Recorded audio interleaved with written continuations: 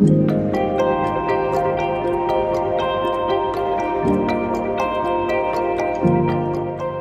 structure a beaucoup grossi ces dernières années et donc on a été obligé de penser l'organisation différemment. Et maintenant les associés sont en charge d'une référence, de 2 références, de 3 références auprès de directeurs en poste. Ça nous incite à travailler différemment, à la fois sur notre propre poste, mais aussi auprès des collègues pour suivre leur mission de façon individuelle.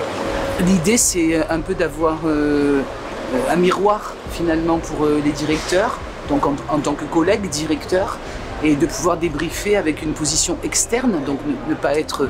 Parce que malgré tout, quand on est directeur de transition, même si on est extérieur, là on est vite happé par le quotidien, et le fait d'avoir un référent, ça permet un débriefing avec un regard extérieur sur ce qui se passe, voilà. Donc ça c'est intéressant. C'est vrai qu'à la fois on est tout à fait seul sur le terrain dans le quotidien, et puis à la fois il y a les points réguliers avec ce qu'on appelle le parrain.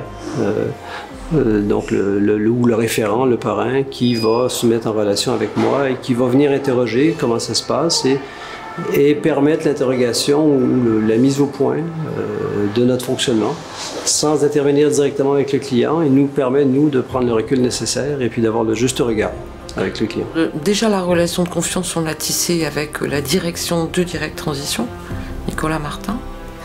Et ensuite, la rencontre a été essentielle de la mise en confiance. Et avec garantie mutuelle, avec moi, mais aussi avec les autres personnes du bureau, de ne pas avoir de langue de bois, ni dans un sens ni dans l'autre. Ce qui nous permettait d'avoir de la hauteur par rapport à la situation et d'échanger sur des façons de faire qui ne nous paraissaient pas forcément pertinentes mais adaptées, et qui en fait après discussion se sont avérées être celles qu'il fallait faire. Parce que quand on a le nez dans le guidon comme on l'était nous, on n'imaginait pas. Voilà. Cette personne a pu nous permettre d'avoir une réflexion au-dessus de ce qu'on était capable de faire avant, et de nous donner les éléments pour réfléchir autrement et faire évoluer notre situation. En tout cas, lui permettre de se poser pour se repenser.